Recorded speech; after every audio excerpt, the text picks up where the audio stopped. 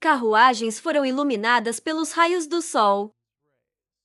Ela cavalgou pela capital do Império Avrian.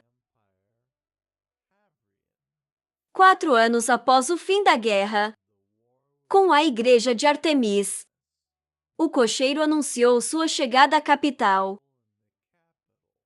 Cusim estava em uma fuma verde, com as mãos cruzadas de joelhos, agradecendo ao cocheiro que eles saíram da carruagem.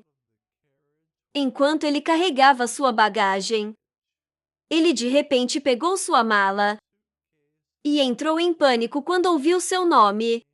Percebendo que ele tinha sido visto, o homem de cabelos azuis fugiu da multidão, que fez perguntas sobre gênero, e alguém gritou que eles amam. De alguma forma ele conseguiu chegar aos guardas. Graças a eles ele caiu exausto no chão, dizendo que logo não teria mais forças. Outros estavam se aproximando atrás dele. Captain Haidorian abordou o recém-chegado, não entendendo por que tal menção oficial. Eles ficaram opostos um ao outro. Pran disse que ainda não havia sido nomeado. Então eles perguntaram por que ele tinha vindo. Alguém apareceu atrás deles, chamando um convidado. Pran ficou nervoso, rangendo os dentes. Um Huon amarrotado saiu para eles, dizendo que olhando para eles, ele se sentiu cheio de força. Ele se aproximou do trio falando sobre seu projeto. Mas devido a algumas dificuldades, ele não tinha sono. Ele perguntou ao irmão o que ele estava fazendo aqui. Mas então ele arregalou os olhos, como se lembrasse de algo. Uma conversa podia ser ouvida fora das portas, onde as pessoas estavam discutindo sobre o financiamento. Pugman afirmou que o financiamento requer um maior número de documentos. Ele olhou para a garota sentada na cadeira, que respondeu às suas reivindicações, dizendo que grandes financiamentos requer uma quantidade correspondente de papelada. Bridget sentou-se contente na cadeira. Fechando os olhos, o cara ficou do lado de fora da porta. O loiro tinha vergonha de seu irmão, declarando que tentaria explicar tudo. Para ele olhou para eles do corredor, dizendo que a academia é agora o Ministério da Educação do Império, então há muito trabalho. Além disso, foi Bridger quem se tornou o ministro. Pran disse que gosta do relacionamento deles. Ambos notaram o convidado. Então o ministro sugeriu deixá-la. Ela olhou para os homens. Os irmãos estavam discutindo entre si. O professor endireitou a jaqueta, declarando que estava feliz em ver seu convidado tão inteligente. Hoje ela os convidou para ir. Enquanto Pran estava vestido com um elegante terno preto, a garota apertou sua bochecha. O romântico vestido beliscou sua bochecha, perguntando se ele gostou das roupas que ela fez. Rafael estava por perto, com os braços cruzados sobre o peito, dizendo que era importante manter o rosto erguido. Ele sorriu, dizendo que ele teria que se acostumar com essas roupas, elogiando sua romântica radiante, e disse que era um prazer vesti-lo. Ele olhou para o lado, percebendo a multidão lá. Percebendo que eles não eram os únicos fazendo barulho, Donovan estava servindo algum tipo de bebida para si mesmo de uma caneca que estava vazia. Ele pediu outro copo. As outras pessoas ficaram surpresas com seu tamanho, percebendo as roupas tradicionais dos nortistas. Nele, um menino de pele escura estava bebendo de um copo. Ao lado dele, logo a cerimônia começou. A chegada do imperador e da princesa foi anunciada. Gilshan se virou olhando para sua filha, dizendo a ela para não ficar nervosa. Ele, apenas em um vestido luxuoso, caminhou até seu pai, que estendeu a mão para ela. Romantica parecia descontente, enquanto Poema admirava sua postura. Aplausos começaram no corredor. O imperador e sua filha cumprimentaram os convidados. O pai elogiou sua filha por seus esforços. Ela ficou surpresa quando ele se desculpou. Seus olhos brilharam ao ouvir suas palavras. Sobre como ele a tratou mal. Eles ficaram na varanda. O imperador disse que ele tinha definitivamente falhou como pai, mas apesar disso, ela ainda cresceu ideal. Ele estendeu a mão para ela, olhando para ela com orgulho e um sorriso. Ele declarou que estava orgulhoso dela. O imperador tocou a bochecha de sua filha. Ele disse que amava. Logo a coroa foi trazida a eles. Caterina trouxe para eles, dizendo que ela também estava orgulhosa da princesa. A menina notou que ela ouviu muito. Para isso, ela recebeu uma piscadela e a resposta que seu trabalho a obriga a fazer isso. O Herald anunciou o início da coroação e que o imperador estava transferindo todos os seus poderes para sua filha, no meio da própria coroação. Faíscas vermelhas apareceram. Os guardas começaram a se preocupar. O guarda imediatamente deu instruções para proteger o imperador e a princesa Rafael. E Pran pensou que algo estava errado com ele. Donovan riu de brincadeira, chamando o cara de incrível. O imperador deu a ordem aos guardas para sair. Enquanto eles estavam perplexos, Romantica afirmou que ele é. Como sempre, Idias apenas riu disso. Alguém emergiu do portal vermelho perplexo. Desejo caminhou desajeitadamente, esfregando a nuca porque ele estava atrasado. Donovan ficou no meio dos escombros, com a mão no machado. Ele alegremente olhou para a frente com um largo sorriso. Carrinho de bebê e Romantica caminhou, sorrindo em anos que carregavam o desejo exausto. O cara olhou para o homem com um sorriso largo, levantando a mão onde seus olhos estavam inchados de sangue. Con se aproximou deles de braços abertos. De repente, o homem pulou sobre eles com um rugido, o que deixou os caras muito infelizes. O céu noturno cobriu a cidade. Um grande número de armas estava no chão. Caterina levou os Cavaleiros da Maré quando eles passaram por ela, e ela olhou para trás com um sorriso. Carrinho estava ajudando o Desejo, que está parado na frente do imperador, dizendo algo que Rafael acordou em uma cama de hospital, com a cabeça e o pescoço enfaixados. De repente ele pulou da cama gritando, assustando a enfermeira. Jin olhou para ele segurando um livro nas mãos. O homem piscou para ele com um sorriso gentil. Suas armas estavam ao lado de seu gabinete. Raios quentes do sol caíram no chão. Boeger pegou um livro azul dos escombros.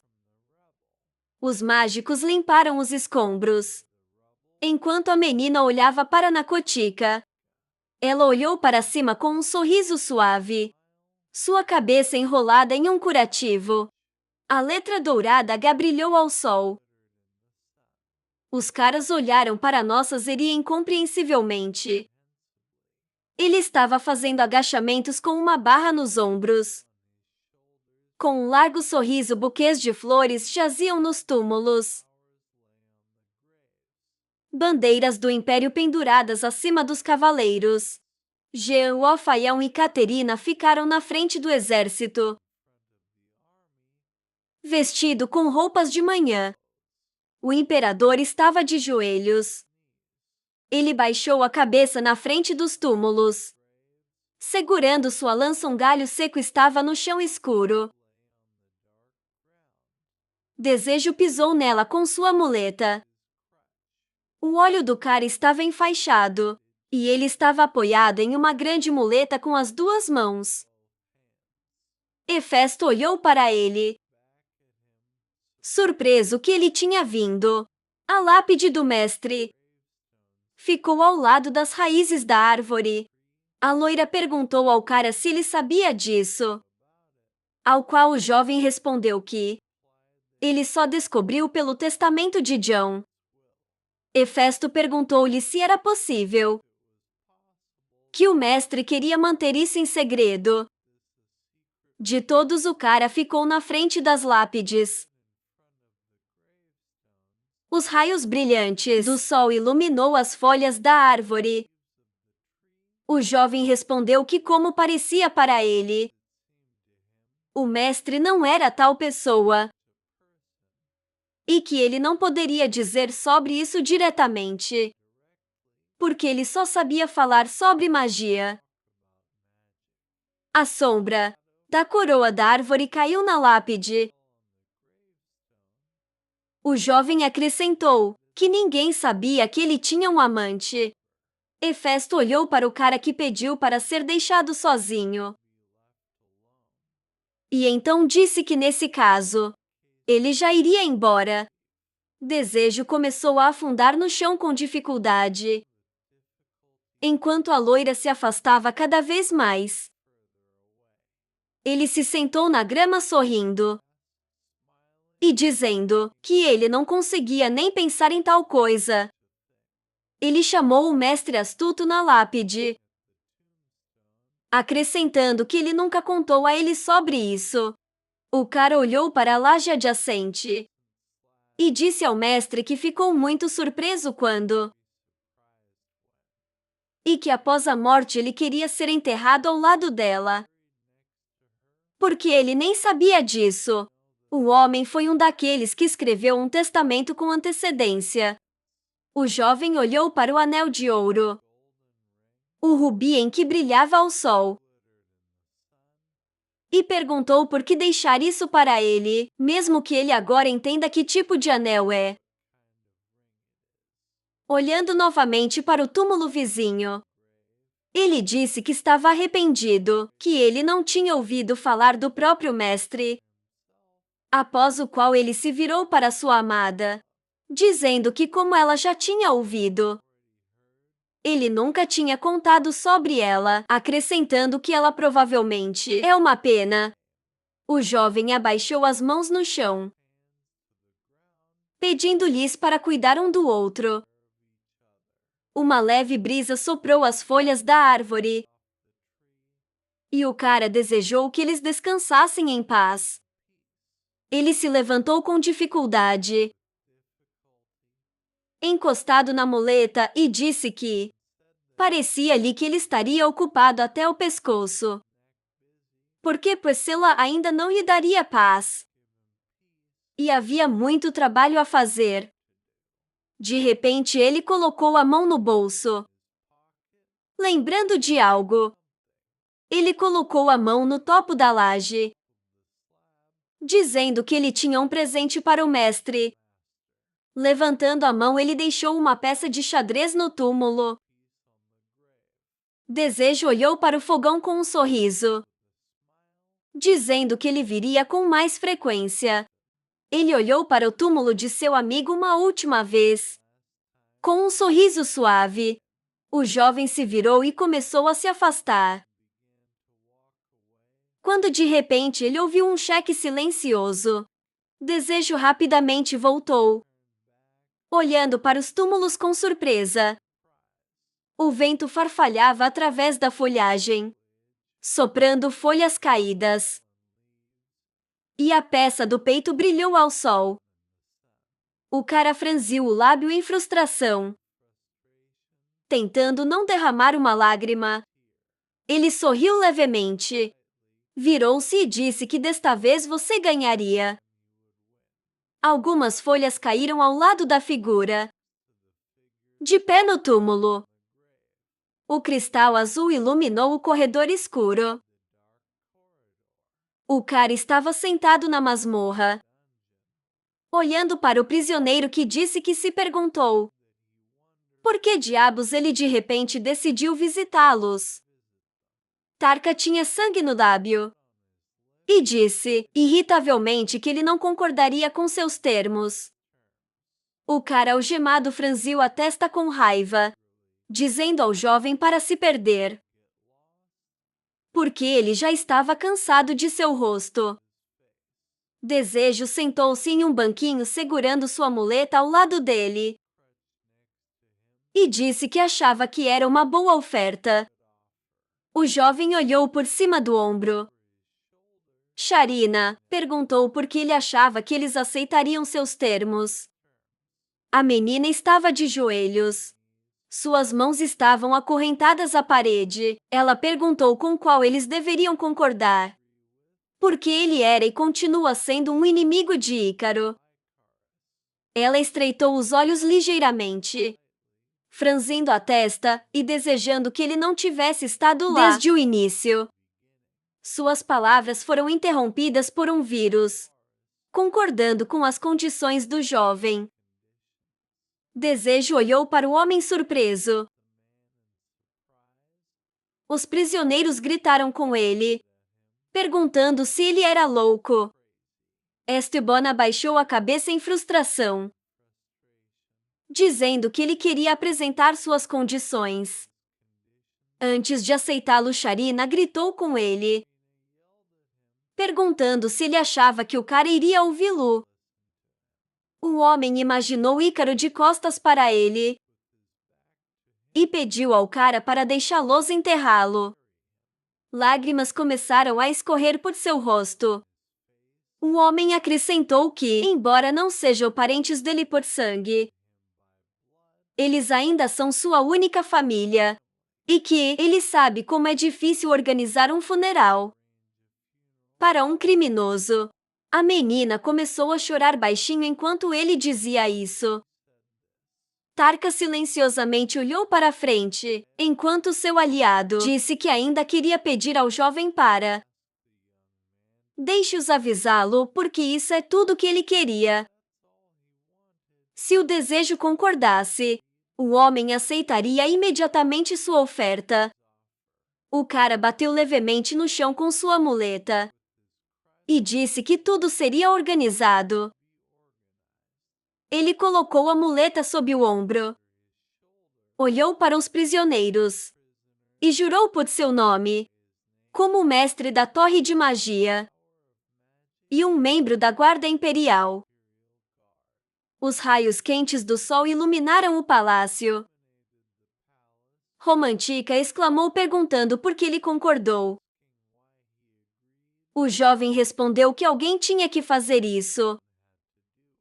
A menina olhou para ele insatisfeita, colocando as mãos no cinto dele, e disse que tinha um corpo doente. E ele agora estava em lugares diferentes. E que depois que ele morreu uma vez, ele só se tornou mais estranho. Desejo olhou com surpresa para as idades, que corrigiu a garota sorridente, dizendo que ele tinha morrido pela segunda vez. Poem respondeu sua pergunta sobre o que eles queriam dizer, com um largo sorriso dizendo que sabiam de tudo. O cara olhou para o menino surpreso, enquanto as idades disseram que o jovem prometeu contar sua história. Quando ele voltou, Pran acrescentou que disse algo semelhante a ele. Romântica exclamou que ela não tinha ouvido tal coisa. Os caras olharam para o cara que estava sentado na cama. A loira disse a ele que agora todos eles conhecem sua história. Os olhos do cara ficaram vermelhos. Ele franziu o lábio, lágrimas apareceram em seu rosto. A garota acrescentou que ele ainda deveria dizer a ela. Os caras olharam para o amigo com sorrisos gentis. A garota disse que eles queriam ouvir sua história especial. De voltar de suas palavras, o jovem agarrou o cobertor. Suas lágrimas começaram a pingar na cama. A menina se interrompeu, dizendo que antes disso, eles queriam dizer-lhe algo. O cara tentou não chorar, mas as lágrimas ainda escorriam por suas bochechas e escorriam. Os caras o parabenizaram por seu retorno, ao qual ele respondeu suavemente que havia voltado no extremo sul do continente. As ruínas de um edifício estão enterradas profundamente na areia. Desejo olhou calmamente na frente dele, seu cabelo esvoaçando ao vento, amarrado em uma poeira de rabo de cavalo, e uma aura escura se espalhou pela área à sua frente. Ele olhou para a mão dele, dizendo que um vento penetrante estava soprando. Cerrando o punho, ele acrescentou que o vento carregava um eco arrepiante e que deixe seu poder ser incorporado em suas mãos. O jovem estendeu a mão na frente dele, usando o vento espalhado. Um leve momento de brisa agitou suas roupas. O cara não conseguiu usar magia. Coçando um pouco a nuca, Tarka perguntou irritadamente o que ele estava fazendo. O cara respondeu que ele ainda não tinha se livrado do hábito. Varys ficou ao lado deles cruzando os braços. Ele olhou para o cara, que este mestre da torre de magia. Eles não são capazes de usar magia, é o chefe deles. Após o qual ele chamou de visão patética. Tarkus disse que o homem ainda não vê bem. Desejo tristemente se afastou deles. Varus com raiva tentou pegar Tarka, que rapidamente escapou de suas garras. O homem disse que ele pode não ver bem, mas isso não o impediria de matá-lo. O cara brincou com ele, dizendo a ele para tentar pegá-lo primeiro. Desejo olhou para trás depois que Sharina o chamou, dizendo que ela havia encontrado o que eles estavam procurando. A menina segurou a mão um pouco para o lado, apontando para o vórtice de energia negra, e disse que desta vez é bem grande. O jovem concordou com suas palavras.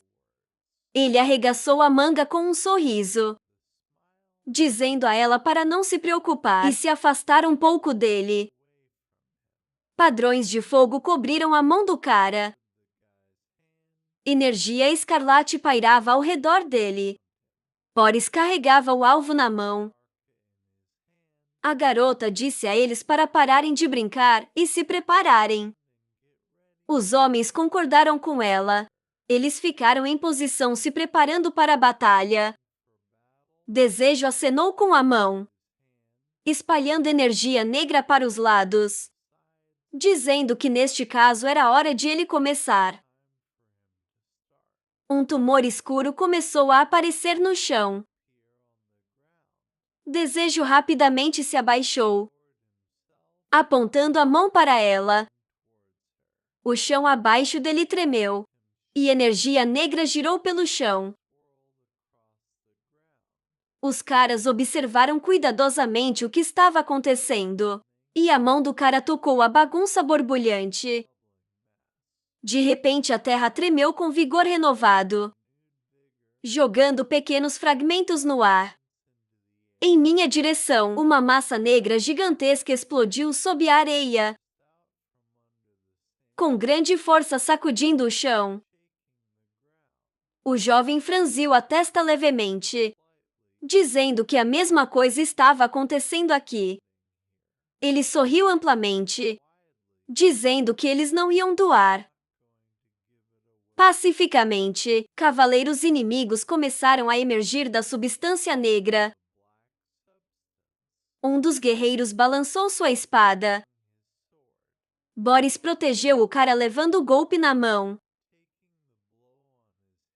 de onde faíscas voaram em todas as direções. O cavaleiro silenciosamente olhou para o inimigo. Sua espada e primeiro a aura escura. Varus se abaixou e Tarka apareceu por trás dele, que atacou o cavaleiro com sua magia. Usando um corte de falcão, Sharina estendeu a mão. Todo seu corpo estava envolto em energia dourada. Ela começou a ler um feitiço, dizendo que ela glorifica a terra primitiva e deixa os gigantes darem um passo. De repente, muitos picos dourados, coberto de relâmpagos, apareceu da areia. Tarka virou desejo, perguntando quanto tempo suas ações levariam. Ao qual o jovem respondeu que desta vez seria. Varus disse que ele não precisa se preocupar com isso. Os guerreiros ficaram em posições. Seus corpos estavam envoltos em uma aura. O homem acrescentou que eles o protegeriam, ao qual o cara respondeu que confiaria neles. Segurando sua mão perto da substância negra. Ele pensou nisso desde que voltou à vida. Ele não poderia usar magia e tudo, porque o círculo de dinheiro dentro de seu corpo desapareceu. Tarka e Varus destruíram seus oponentes, um após o outro.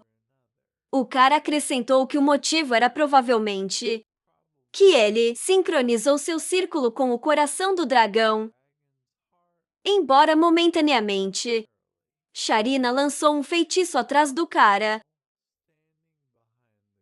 Enquanto ele pensava que geralmente o mágico morre assim que seu círculo de mana desaparecer. Mas em vez disso, algo mais apareceu. Magma queimado no peito do jovem, em um coágulo de energia. Ele acrescentou que este é o coração de Mona de um dragão. E esse poder é diferente da magia. Uma bandeira branca, envolto em uma aura amarela agitada ao vento. A massa negra do outro cara começou a tremer. Ele disse que Puissema jogou todo o trabalho mais difícil nele. Tarka chutou um dos cavaleiros. Varus olhou para o cara, que lhes disse para voltar porque está tudo pronto. Os homens correram de volta para o cara, sentado no chão. Tarkus disse que desta vez ele fez mais do que o normal. O jovem respondeu que desta vez a escala era grande, após o que o homem elogiou. Ele olhou para a frente com um sorriso, envolto em energia esverdeada, e disse que começaria. Depois do qual, ele se perguntou se a garota deixou esse poder para ele, como um sinal de um talento, ou... Os Cavaleiros das Trevas se dirigiram aos heróis. Balançando suas armas, o chão ao redor do cara tremeu. Uma luz esverdeada começou a sair dele. O jovem usou a cura. A luz brilhante começou a destruir os inimigos. Um por um dos cavaleiros começou a chorar baixinho, agradecendo ao jovem. Um palácio restaurado apareceu na frente dos caras. Brilhando ao sol, o desejo levantou a cabeça, contas de suor escorrendo pelo rosto. Ele exalou dizendo que era difícil. E depois virou-se para Puissema, perguntando como ela poderia deixar tudo isso para ele. Recebendo sol quente iluminou as paredes do edifício. Os caras admiravam como era esse lugar antes. Shirina disse que nunca tinha visto tal arquitetura antes. O cara sentado no chão olhou para ela com um sorriso, dizendo que eles eram todos ótimos e que agora eles deveriam voltar e comer algo. A garota olhou para ele com surpresa, perguntando se ele esqueceu algo importante. Desejo perguntou o que ela quis dizer. Tarka girou o dedo em sua têmpora, levantou uma sobrancelha e perguntou se sua memória tinha dado errado e se ele tivesse esquecido que dia era.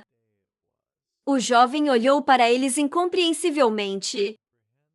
O homem disse a ele para esticar o cérebro porque, por causa disso, ele reuniu todos com pressa. E agora todo mundo o odeia. De repente o menino ficou pálido, olhando com medo para o homem, que felizmente disse que finalmente se lembrara de Boris. E Sharina olhou para ele com um sorriso. Tarka olhou tristemente em seus olhos. Depois de suas palavras que Romantica iria matá-lo. O homem perguntou se ela iria apenas matá-lo. Varus acrescentou às suas palavras que ela era um pouco assustadora. O cara levantou-se, pegando um pingente emitindo uma aura escarlate, e perguntou o que fazer com a restauração. Os caras disseram que cuidariam disso sozinhos. E ele não precisa se preocupar. Desejo correu para o portal, que abriu na frente dele, dizendo que ele os trataria mais tarde. O portal sumiu, os caras se olharam. Tarka perguntou se alguém. Pensei que esta roupa era adequada para a coroação. Cerimônia. Quando o sol iluminou o prédio atrás deles, os caras discutiram o fato de que a garota iria matá-lo. E talvez este tenha sido seu último dia. Tarka acrescentou que ele não morreria tão facilmente. Então tudo daria certo. Desejo estava deitado no chão, em uma poça de suas próprias lágrimas. Havia muitos hematomas em sua cabeça. Romantica perguntou onde estavam as roupas que ela lhe deu, ao qual o cara pediu desculpas, mas que ele tinha trabalhado muito. Queimando de raiva, ela cerrou o punho.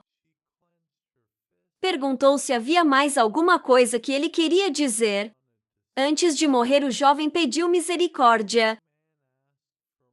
Pran disse que essa roupa era muito. O cara se levantou. Romantica desviou o olhar com descontentamento. Depois de sua pergunta sobre onde a Giste está, porque a cerimônia de coroação acabou e ela não é visível. A menina respondeu que ela provavelmente viria em breve. O cara perguntou se ele deveria se dirigir a ela de forma diferente, porque ela agora é a imperatriz. Os saltos azuis da menina clicaram alto no chão. O cara acrescentou que tinha muito trabalho a fazer, porque ele agora também estava na guarda imperial, onde as tinha um lindo vestido branco. Saiu ao virar da esquina e olhou para os caras com surpresa.